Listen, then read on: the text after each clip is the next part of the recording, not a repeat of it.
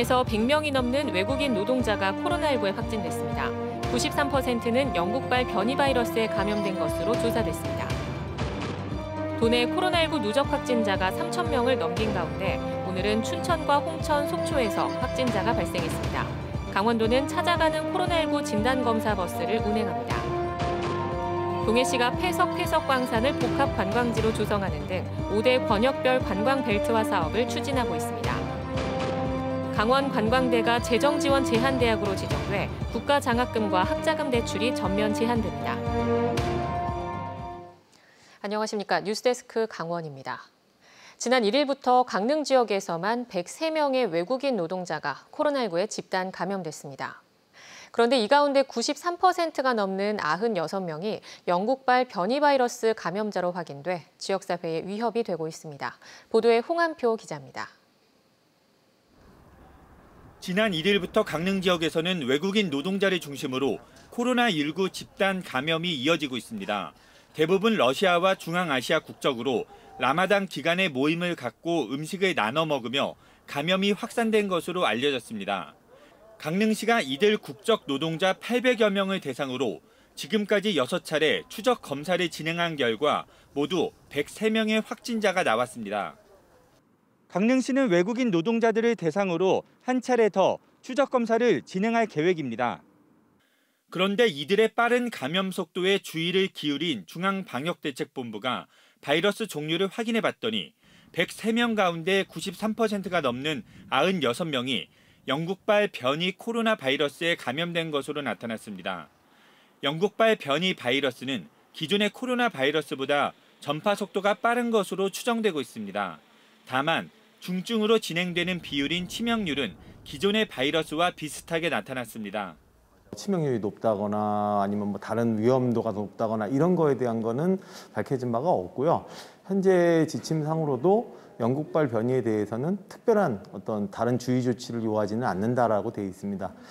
한편 외국인 노동자를 채용하는 강릉의 직업 소개소가 방역 수칙을 제대로 지키지 않는다는 지적과 관련해 강릉시가 집중 점검에 나서고 있습니다.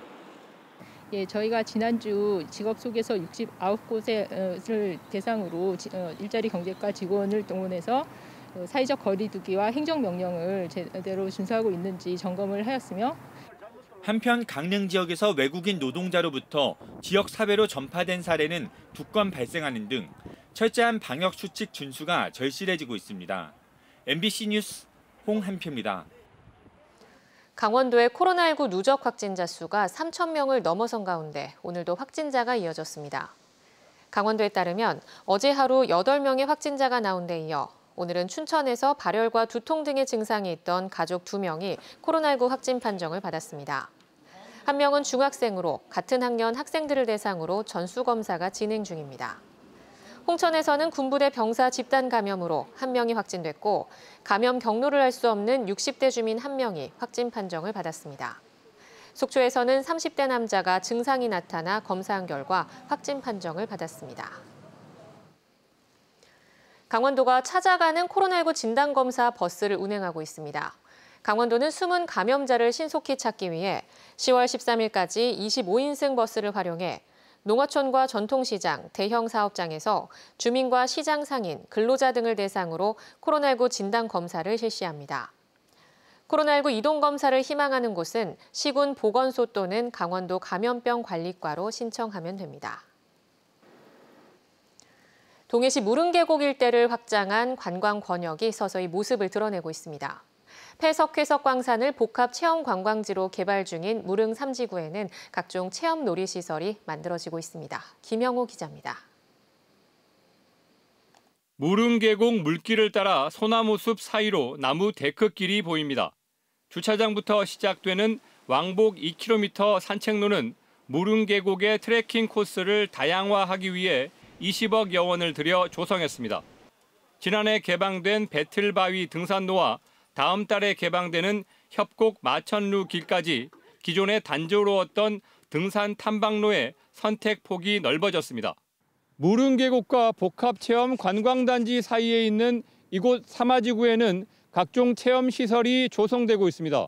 폐석회석 광산에는 하늘을 나는 스카이 글라이더를 비롯해 덤프 트럭이 광석을 운반하던 길은 루지 썰매 체험장으로 변신했습니다. 사람의 발길이 닿지 않던 산속에는 알파인 코스터와 롤러코스터형 짚라인 등 놀이기구가 설치됩니다. 무릉 3지구 복합체험 관광단지는 무릉 별유천지라는 새 이름을 갖고 주차장 등의 기반 공사가 마무리되는 대로 올 하반기 개장합니다. 기존의 짧은 무릉 계곡 중심에서 앞으로는 무릉 별유천지의 체험 시설과 생태 탐방로들이 확충되어서 체류 시간이 확장되고 동해시 관광지를 5대 권역으로 묶는 사업도 윤곽을 드러내고 있습니다. 대형 산불 피해를 본 망상 권역은 오토 캠핑 리조트 복구를 계기로 해양 휴양과 캠핑 권역으로, 추암과 묵호 권역은 야간 조명을 확충하고 체류형 관광 자원을 만들고 있습니다. 밀집 생활권과 가까운 천곡 권역은 감성 바닷길을 시작으로 종합 해양 레저 지역으로 발전시킬 계획입니다. 그동안 관광 개발 계획이 해안을 중심으로 이루어졌지만 5대 권역별 관광 개발 계획 수립으로 내륙과 해안이 모두가 발전할 수 있는 동해시가 오랜 기간 동안 준비한 권역별 관광 사업들이 어떤 변화를 이끌지 주목됩니다. MBC 뉴스 김영호입니다. 강원연구원 채용비리 의혹에 대한 강원도 감사위원회 감사 보고서에는 부적정한 점이 수두룩했습니다. 감사위원회는 원장 지시에 따라 위촉된 시험위원들과 합격자들이 같은 자문단에서 활동한 점이 점수에 영향을 줬을 거라 판단했습니다. 또 비전공자 채용에 대한 면접위원들의 지적도 있었지만 결과는 달라지지 않았습니다. 허주희 기자가 취재했습니다. 불공정 채용 의혹의 중심에 선 강원연구원. 문제가 된 건 박영일 전 원장의 취임 후인 작년 하반기와 올 상반기 채용입니다. 강원도 감사위원회는 강원연구원이 시험위원을 부적정하게 위촉했다고 판단했습니다. 감사 결과 보고에 따르면 박 전 원장의 지시로 구성한 강원 ST 자문단에 2차 전형 심사위원 3명과 최종 합격자 2명이 포함돼 있고 이들 중 4명은 채용 전인 작년 10월 자문단 회의에도 참석했습니다.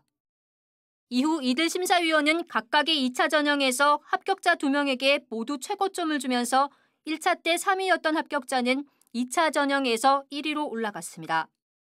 특히 이들 중 심사위원 1명은 작년에 연구 보고서를 발간했는데 연구 책임자가 박 전 원장, 연구진이 합격자 중 1명인 것으로 확인됐습니다. 강원도 감사위원회는 이런 점들을 고려할 때 합격자 2명이 다른 후보자들에 비해 점수를 유리하게 얻은 것으로 추정했습니다. 작년 하반기 채용 때는 채용 분야와 합격자의 전공 분야가 맞지 않는다는 심사위원들의 지적도 이어졌습니다. 전공이 완전 일치한다고 보기는 어려운데 나중에 뽑는다든지 그 정도로 예를 들면 지금 시점에서 연구원을 꼭 뽑아야 되느냐. 이런 문제 제기에도 비전공자가 최종 합격을 하면서 채용에 응시할 수 있었던 다른 전공자들의 공평한 응시 기회가 박탈됐다고 강원도 감사위원회는 지적했습니다. 박 전 원장이 스스로 물러난 터라 시험위원 선정을 지시했는지 이것이 합격자에게 유리하게 작용했는지는 수사기관에 맡겼습니다. 불공정한 채용 의혹에 대한 경찰 수사 결과에 따라 파장이 예상됩니다. MBC 뉴스 허주입니다. 공군 특수비행단 블랙이글스 훈련으로 주민들은 소음 공해와 스모크 피해를 입는다고 주장하고 있습니다.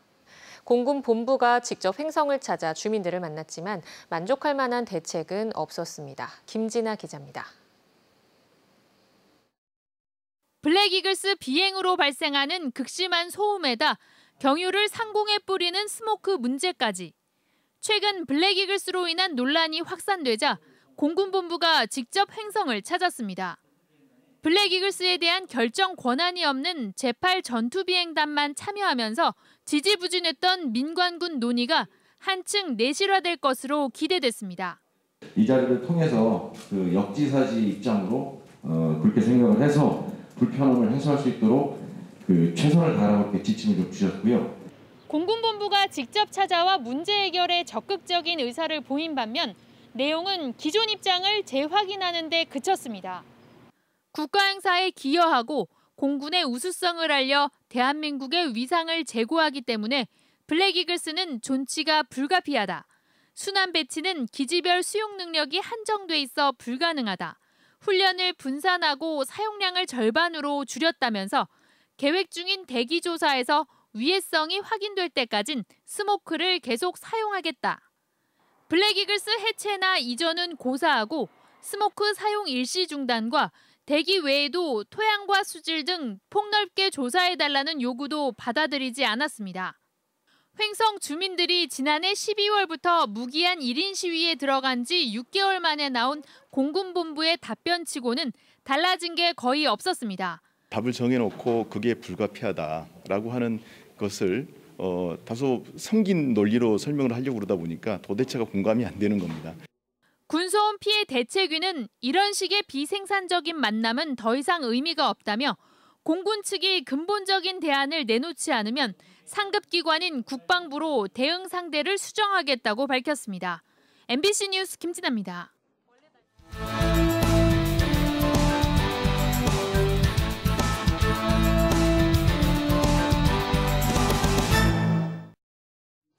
태백에 있는 강원 관광대가 도내에서는 유일하게 재정 지원 제한 대학으로 지정됐습니다.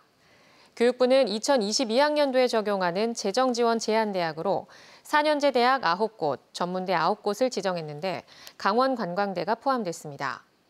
강원 관광대는 내년도 신입생과 편입생을 대상으로 국가장학금과 학자금 대출이 전면 제한되며 정부 재정 지원 사업에 지원할 수 없습니다.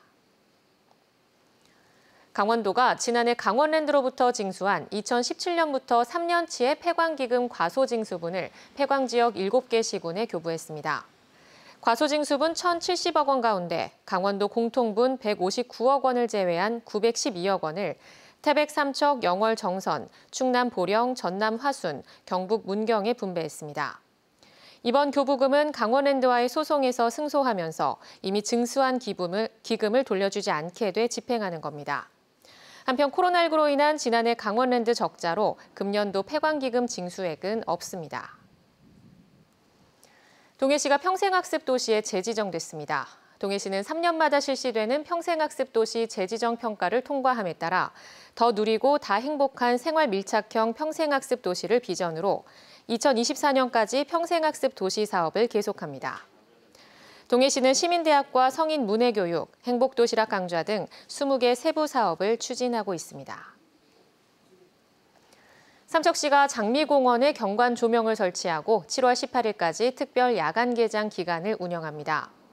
이 기간에 음악과 사연을 방송하는 장미방송국을 운영하고 SNS로 참여하는 데이트 코스 공모전, 라이브 커머스, 동네 가게 함께 가기 등의 이벤트도 열 예정입니다.